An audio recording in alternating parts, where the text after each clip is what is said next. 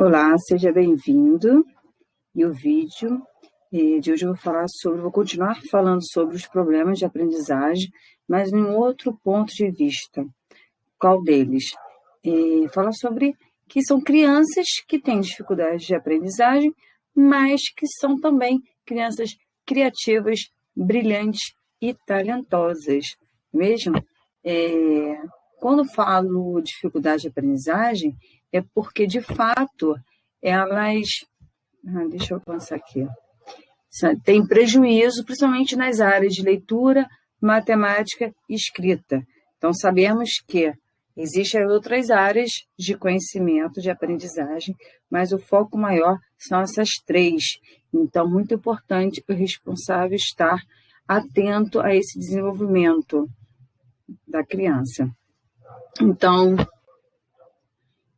quando eu falo desenvolvimento, porque existem níveis de avanço, de progressão de aprendizagem. E eu sempre procuro falar sobre 4 níveis de aprendizagem, porque o primeiro seria o não adquirido,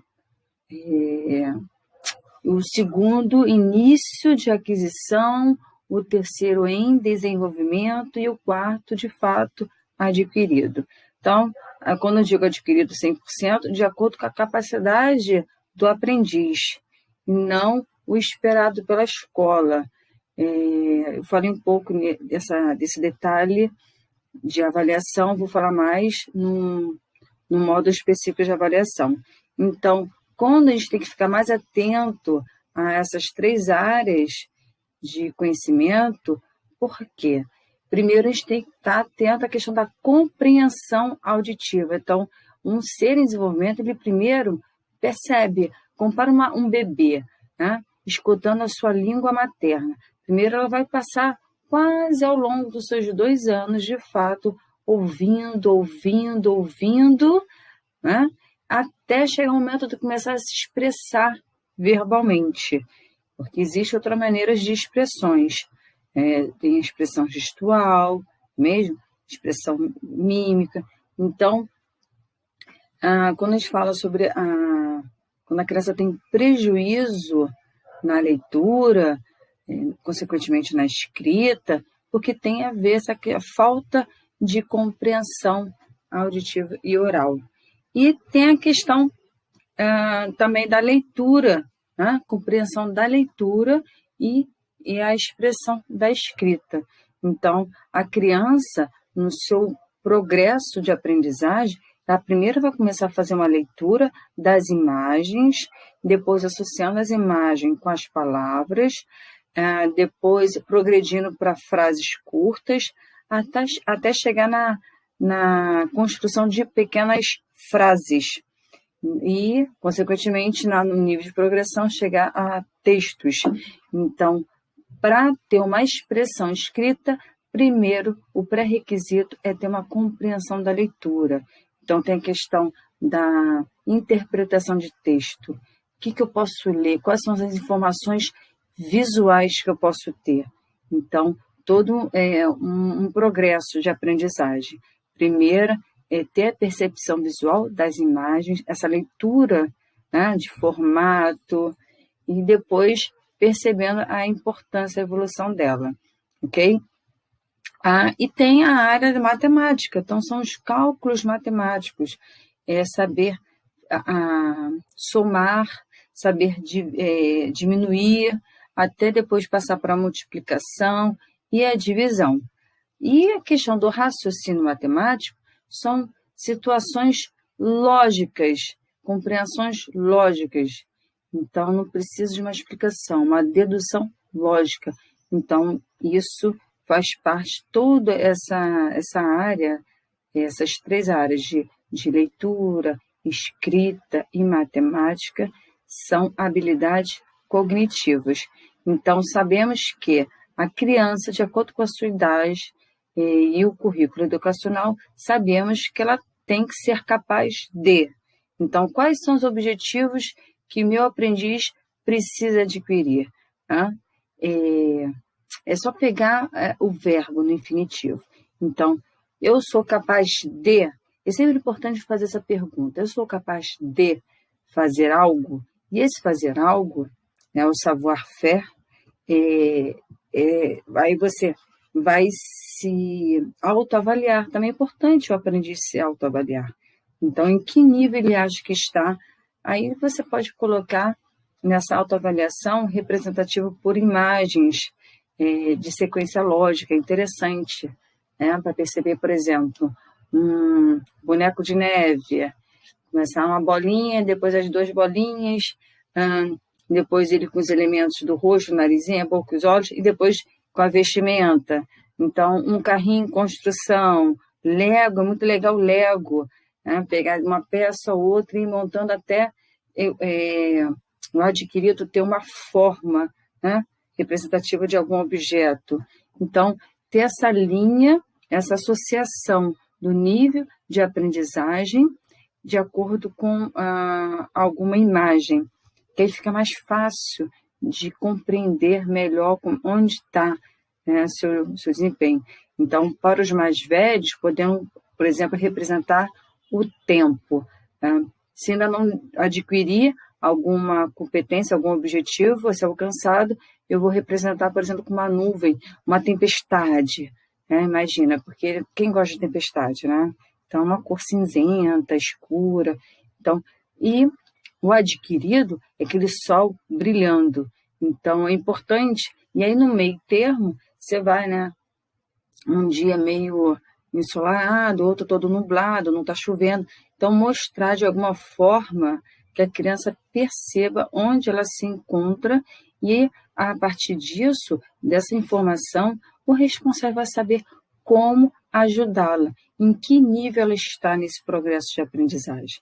Então existe essa diferença da capacidade, né, dos objetivos que o aprendiz precisa adquirir para o desempenho acadêmico que ele está tendo. Então, qual a interferência que ele está tendo? Que está dificultando ele ter um bom desempenho, né? E aí esse desempenho vai depender do suporte que o responsável vai dar. Então, é importante saber que a criança que está com dificuldade, com problemas de aprendizagem, ela acompanha com ela outros campos nesse processamento de informação. E esse campo é muito importante para ter uma aprendizagem, a criança ter uma atenção. Qualquer pessoa precisa ter atenção. E para ter atenção, tem que atrair. Como atrair a atenção no meu pequeno aprendiz? Já que é uma idade que o tempo é muito curto. É diferente de uma pessoa, de um adolescente, né, que já tem a capacidade de concentração, de mais tempo, de ficar sentado. E a criança é totalmente motora, é corporal. Então, para ter a atenção da criança, né, no momento ali sentada, nem que seja numa roda de conversa, é difícil, né? Então, a gente tem que criar estratégia para ter a atenção dessa criança. E o segundo elemento é percepção visual. Por quê? Nossa aprendizagem, ela é adquirida tanto de forma corporal, que dá o nome de sinestésico, né? Mas também o auditivo e o visual. Então, o visual, fala assim, eu tenho mais uma memória fotográfica que auditiva. Eu aprendo mais pelo movimento corporal, praticando, né, alguma ação, que o visual. Mas o visual sempre é importante estar presente. Então, uma criança que tem uma baixa visão, quais são as estratégias que eu devo implementar para que tenha uma aprendizagem, né? Então, a gente tem que estar pontuando. Bom, meu aprendiz está com dificuldade na escrita, na leitura ou no raciocínio lógico, na matemática. Ok, pontuei essa primeira barreira, ok. E dentro dessa identificação, e aí você vai ter que saber, está na atenção, está na percepção visual, está no processamento da linguagem ou está na coordenação motora? Porque o terceiro ponto é justamente nessa questão da linguagem. Então, a linguagem, o que acontece? A criança está com dificuldade, ela tem a sua inteligência preservada, correto? mas esse processamento de verbalizar o seu raciocínio lógico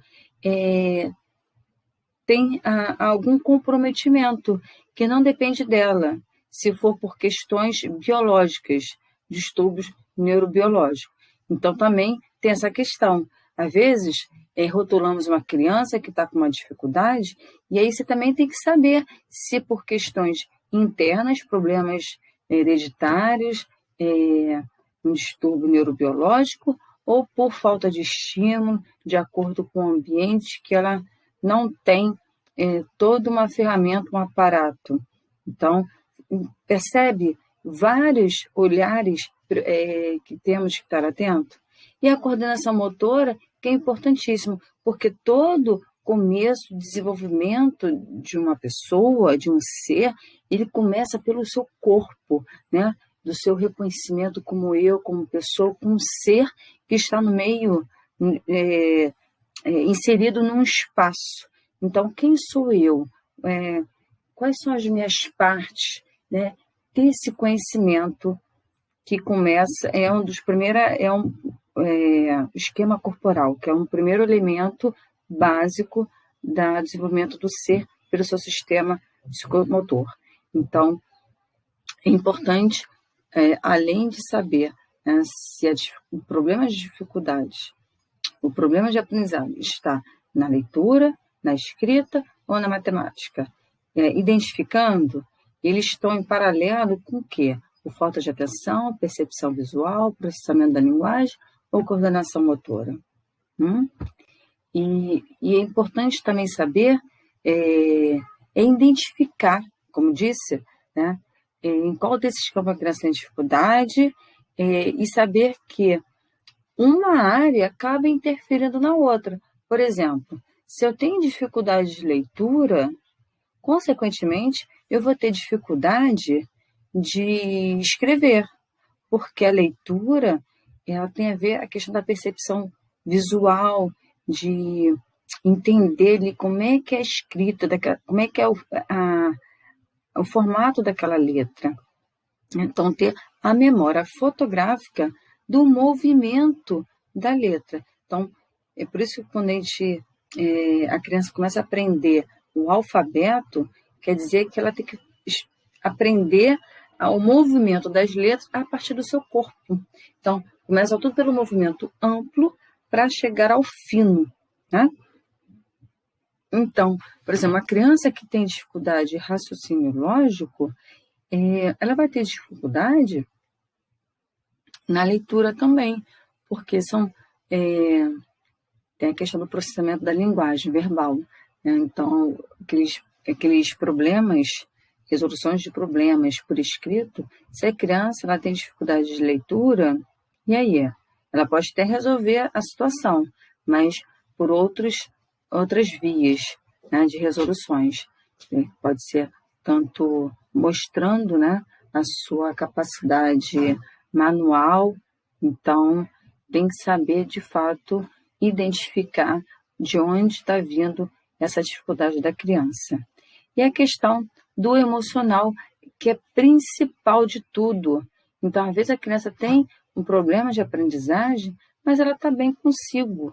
Então, o responsável ele precisa entender, conhecer seu aprendiz. Como é que está o emocional? Claro que tem dias que não estamos bem dispostos, outros estamos mais dispostos, com mais energia, mas aí você vai ver. Aí você tem que ter tudo uma investigação. Meu aprendiz teve um bom sono, né, em qualidade e quantidade, né? Será que ele tem um espaço confortável para descansar? Então, tem que saber se ele, de fato, se ele está tendo uma boa nutrição, que a alimentação também interfere na aprendizagem. Então, quando falar na amnésia, é investigar toda essa questão que pode interferir no desempenho acadêmico dele. E aí, o emocional, às vezes a criança ela não está bem, porque será que ela está com fome?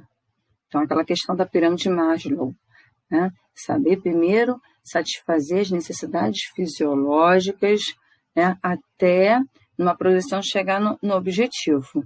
Então, saber se ela está bem nutrida, se ela está com a sua higiene feita, se está no espaço adequado. Então, tem que também perceber se não está bem emocionalmente, por quê? E também a questão do autoestima. A gente tem que preservar sempre a autoestima da criança, porque às vezes a criança pode estar para baixo, numa depressão. Por que será? Como é que está a sua relação social? Tanto familiar quanto entre os colegas da mesma idade, né? Evitar sempre saber se está tendo bullying. Então, é preocupante, sim, a gente sempre resguardar nosso aprendiz. Correto? Então, aí aqui eu coloco algumas questões, que é importante sempre o responsável fazer essa reflexão, identificar qual é o potencial geral do meu aprendiz. Então, quando eu chego no ensino fundamental, a gente sabe mais o potencial através dos boletins, não é mesmo? Onde traduz todo o conhecimento da criança por nota. Mas não é bem assim, né? Embora a gente sabe que são requisitos de uma nota boa para passar, né, avançar, né, no seu ano escolar. Mas a gente tem que saber, na educação infantil, como é que é feito esse relatório, né? Então, a gente tem que ter a abrangência, como é que está o potencial geral do meu aprendiz, principalmente nessas áreas mais valorizadas, que são a leitura, a escrita e a matemática. Então, aí tem que saber, o meu aprendiz, ele é reflexivo ou impulsivo? Porque a escola, muitas vezes, ela valoriza mais a criança que tem uma habilidade de pensamento, né, um controle corporal, né? Então, que é aquelas que são energéticas, não têm um controle, e às vezes um comportamento inadequado na rua, e aí fica logo rotulando, aquela criança não tem educação, cadê os pais? Mas desconhece o histórico dela. Então, é importante não prejulgar uma criança, principalmente aquela que você não conheça, né? Você não conhece o histórico dela, um histórico familiar, um histórico escolar. Então, é porque é inevitável de fazer aquele sempre pré-julgamento, mas tentar entender o porquê daquele comportamento. Percebe a diferença? Então, também saber valorizar os pontos fortes, né, do nosso aprendiz. Porque às vezes a gente vê aquela dificuldade e fica tão em evidência que pode interferir no seu autoestima. Então, por que não valorizar? O colocar de fato em destaque o que ele tem de melhor, não é mesmo?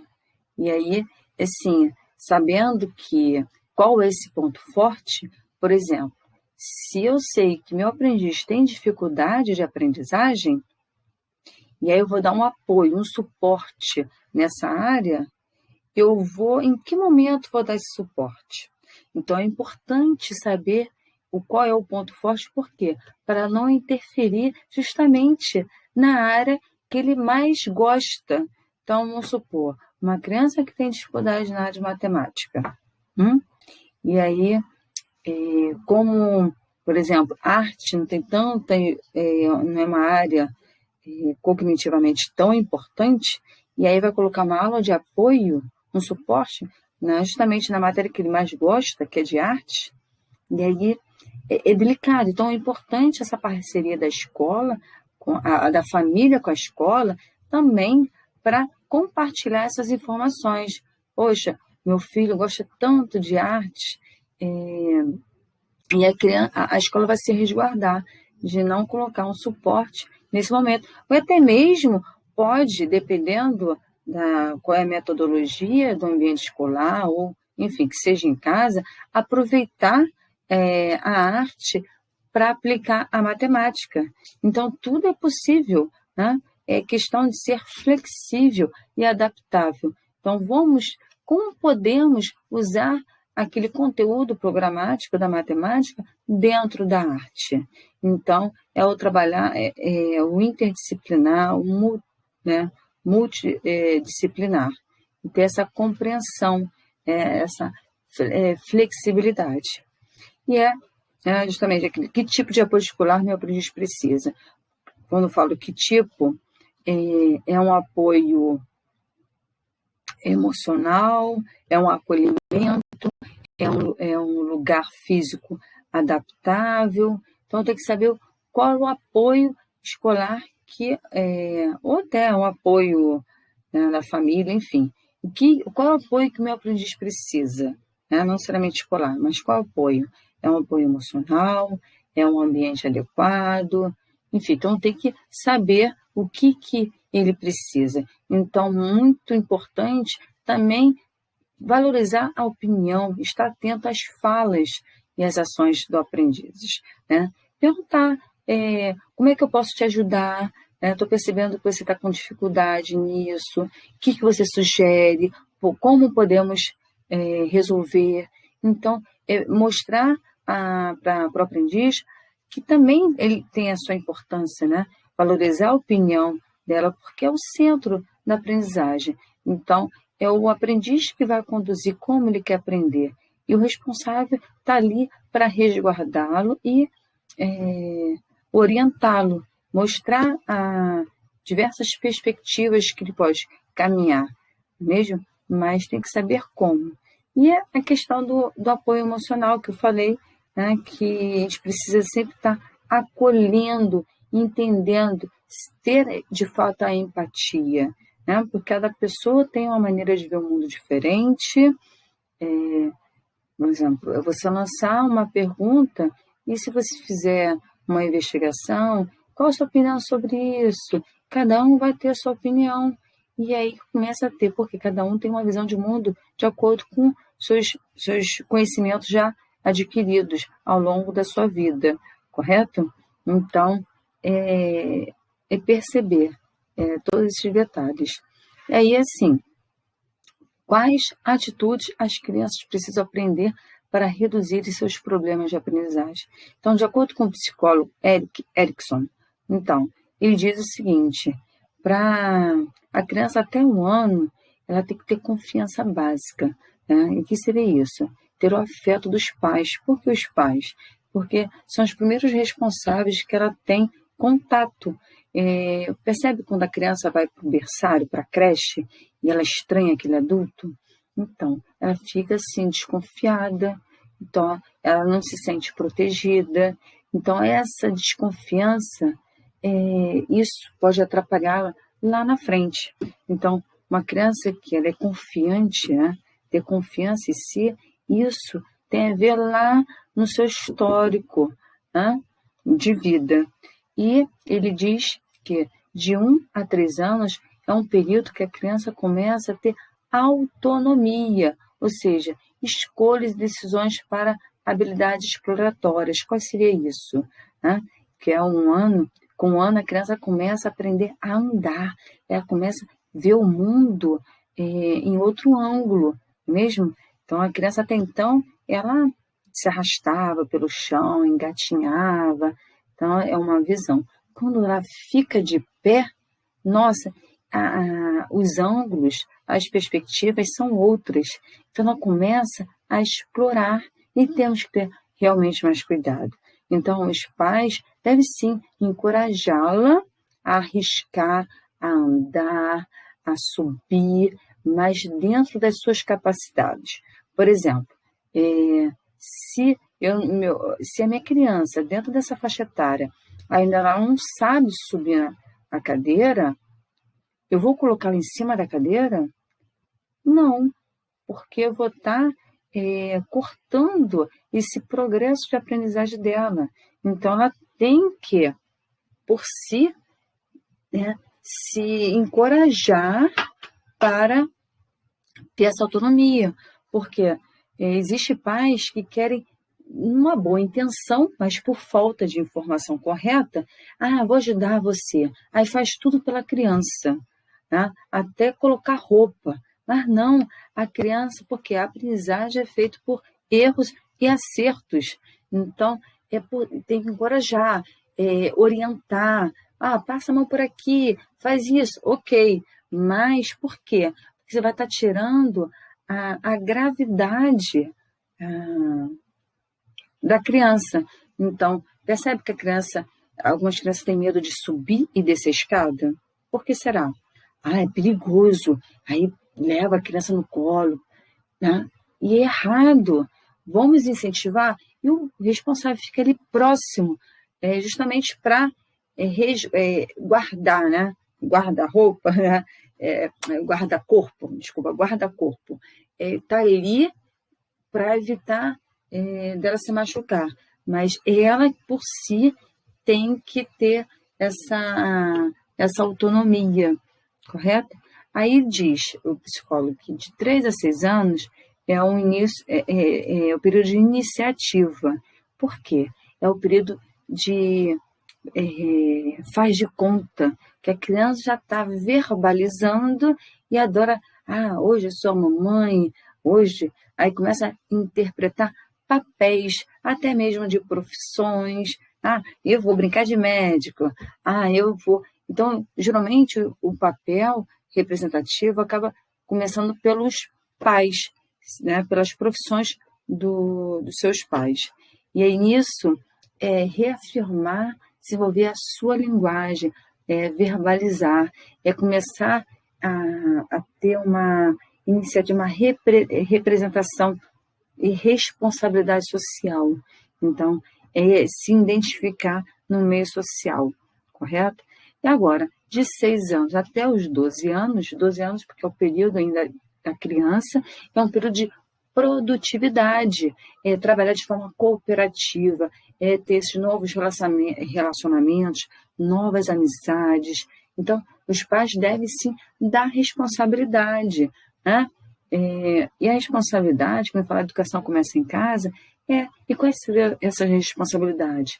É arrumar sua mochila, é arrumar sua cama, as suas roupas, o seu espaço, né? Da mesma forma que respeitar o espaço de cada um, e ter essa organização e responsabilidade. E agora, quando chega lá na adolescência, é o período da identidade, é o período que o ser ele começa a se encontrar num espaço dentro da sociedade, a sua importância, né, do que ele pode representar e ajudar, né? Então, é todo um progresso que os pais, os responsáveis de estarem encorajando, protegendo, acolhendo, incentivando, isso, independente da criança ter um problema de aprendizagem, são atitudes que a criança ela vai aprender e, no decorrer do seu progresso, a aprendizagem, ela vai criando estratégia. Bom, eu tenho dificuldade nisso, mas eu sou uma pessoa confiante, né? Eu tenho autonomia, eu tenho iniciativa, né? Eu produzo, estou com dificuldade, mas estou ali, persistente. Então, percebe que são atitudes que devem ser valorizadas, independente de ter dificuldade ou não. E aí, aquela questão, como evitar ou reduzir as causas de um prejuízo na aprendizagem? Então, independente da criança ter dificuldade, né, porque todo ser, ele desenvolve, por uma parte, questões hereditárias e outras por interferências ambientais. Então, independente de ter dificuldade hereditária, fatores internos, distúrbio, né, neurobiológico, a criança que é bem estimulada, ela supera essas questões. Então, quais são as influências ambientais? Então, tem 2 pontos. Tem o doméstico, né, e tem o escolar. Então, assim, o doméstico é um ambiente estimulante, encorajador, é afetuoso, então sempre tem que botar essa questão, né? Se eu tenho alguma dificuldade, problema, tem dificuldade na leitura, eu tenho livros em casa, né, sobre meus interesses, meus gostos, eu tenho bons exemplos em casa, né? Eu vejo meus pais, meus irmãos lendo, né, para me encorajar, me incentivar. Eu tenho um acolhimento, uma parceria, né, nessa leitura, compartilhar as opiniões. E no ambiente escolar também é questão, é estimulante, é acolhedor, é adaptável às necessidades da criança, é flexível. No exemplo que eu dei a criança tem dificuldade na matemática, mas adora a arte. Então, essa flexibilidade estaria como? É usar criatividade, né? Então, é ser criativo. Então, são várias habilidades que têm que ser desenvolvidas, né, para acolher esses aprendizes. E aí, quando eu falo reeducar uma criança com prejuízo na leitura, pela psicomotricidade, o que isso quer dizer? Né? Eu sei que essa questão da leitura, a gente começa lá desde pequeno, na leitura por imagens, mas quando chega no ensino fundamental, o requisito é leitura, né, de texto, da escrita. Então, essa reeducação ela não é feita lá nos 2 anos, 3 anos da criança. Não. Tá? É mais questões corporais. Então, representar músicas, né, por movimentos corporais. Agora, nesse caso, quando a criança está com prejuízo na leitura, de fato, do alfabeto, da língua materna, então vai começar mesmo aquelas questões no período de 4, 5 anos, com exercícios motores de ordem e duração. Por quê? Que tem a ver com... Deixa eu botar o óculos para ver melhor, porque começa a cansar. A questão saber o ritmo da leitura, se eu estou lendo rápido ou devagar, a duração dessa leitura. Então, a ordem dela, onde eu começo, onde eu termino. Então, tem a questão da pontuação, né? E tem a questão dos perceptivos visuais, o formato desse texto para ter a leitura. É uma leitura poética, é uma leitura narrativa. Então, eu tenho que visualmente identificar a estética desse texto, né? Então, aí você começa a apresentar essas diversidades, esses meios, né, de leitura, diversas maneiras. E é lá, com 6 anos a 8 anos, e é onde foca mais os exercícios perceptivos visuais. Foi onde eu falei da importância dessa área, né, da aprendizagem, desenvolvimento da memória visual. Então, ter sempre o apoio visual, correto? Porque faz parte da aprendizagem. E aí, quando eu falo a questão do prejuízo, quando reeducar uma criança com prejuízo na escrita. Também o mesmo, só para ter uma ideia em relação às idades, tá? Com 2 anos, 3 anos, a gente não foca essa questão da escrita, não, é toda a questão corporal. Então, eu vou observar, eu vou desenvolver, reeducar a criança lá, né? Então, eu tenho que entender primeiro a ordem de aprendizagem para saber onde e o que reeducar, correto? Então, uma criança que tem dificuldades na escrita, será que ela não teve exercícios motores suficientes na força muscular, articulação, né, dos movimentos da escrita? Então, é onde de fato ela deveria ter reforçado, aprendido lá com 4 anos, 5 anos, ok? Porque com 6 anos, 8 anos, vai focar o quê? Apenas exercícios gráficos horizontais. É quando a criança está no movimento, está sentada à mesa para realizar as atividades. Ok?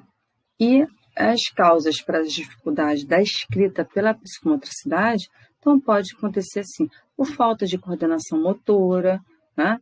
De identificar, desenvolver os membros superiores, né? Fortalecer, né? Os ombros, fortalecer o cotovelo. Então, o movimento, brincar com a bola, esses movimentos amplos, eles são muito importantes. Ou então, às vezes, acaba que percebe que às vezes a criança, quando quebra algum membro, no caso, como a gente está falando sobre a escrita, não quebra o braço, né? Fica com o membro enrijecido, então tem que fazer fisioterapia, né? Então, é importante estimular, né, para ter a flexibilidade dos movimentos para a escrita. E pode ser por questões psicológicas, né, ou por instabilidade emocional da criança, ou por falta de atenção, por algum motivo. Então, é importante estar atento nessa questão também, correto? E quando reeducar uma criança com prejuízo na matemática? Então, já percebe a diferença? Na matemática, ela já começa lá, de fato, com 2 anos, 3 anos. Como? Porque a criança, ela para andar, explorar o espaço, ela precisa saber caminhar sem esbarrar nos objetos, né? Então, ter essa percepção, né? Então, por isso que aí começa pelas formas geométricas, né? Saber distinguir, identificá-las, né, no seu ambiente. Então, e aí depois a progressão de aprendizagem é justamente 4 anos a 5 anos, vai para a orientação espacial, né? E depois continua com orientação e organização espacial, então se organizar, né, dentro já de um espaço delimitado, e tem a questão da compreensão dessas relações espaciais, que são as perspectivas, né? E agora, com 6 ou 8 anos, tem a ver a questão da já a compreensão das suas relações não lineares, então é mais complexo, correto? Então, basicamente, assim, eu dei uma visão geral do como identificar, né, as causas desses problemas de dificuldade e como podemos evitá-los. Então, vocês deixam o comentário, né, tem alguma dúvida ou sugestão, que aí eu posso esclarecer melhor essa questão. E passamos para o próximo vídeo.